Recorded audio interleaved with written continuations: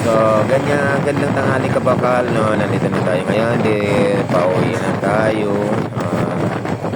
Dito lang to, parte sa may Kalawan, Laguna. Ito ay street na galing ba ay sa may Jollibee. Pag inano to, pag pinagusto, Victorian. Tapos dito, doon din sa may Jollibee, sa may kanto, sa may itin.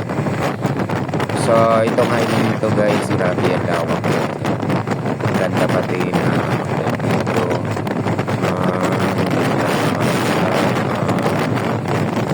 Traffic. So, ayan, makikita nyo naman. Grabe. Ang lawak talaga. Sana yung mga highway sa Manila dito, kalalawan.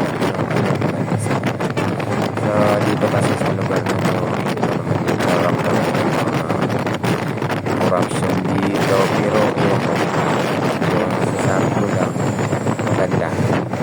So, saludo ako sa highway dito. So, guys, kapakan, first time ko pala ngayon na nabuboy sa ulo agad. Sana ko sa support dito sa mga kabakal ganun. Ito ay hindi ako na suporta sa inyo kahit manapagod kayo at like comment talagang nice na ito nga pala na highway na ito kung pupunta kayo ng Calao ba nadadaanan ito kasi ang tapos nito kasi nadaan ng Busbado at Alambalos Baños nadaan kayo ng Bai si Baiso so dito talaga naman ang doon banda kasi sa may Baños ay maramdam kayo ng traffic doon lalo na yung patapos na ng Calao ba grabe talaga traffic doon yung mga banda alas 8 ng gabi o alas 7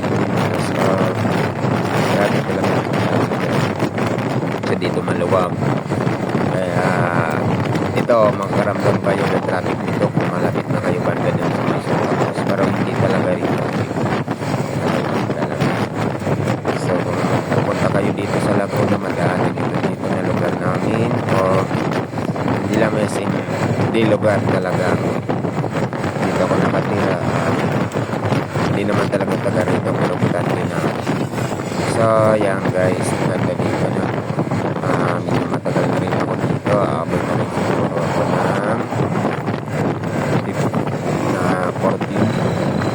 13 years dito sa Laguna wala na yung mga bahay